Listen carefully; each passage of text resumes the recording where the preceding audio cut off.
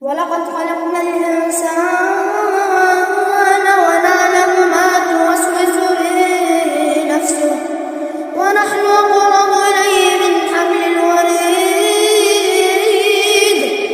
إذ يتلقى المتلقيان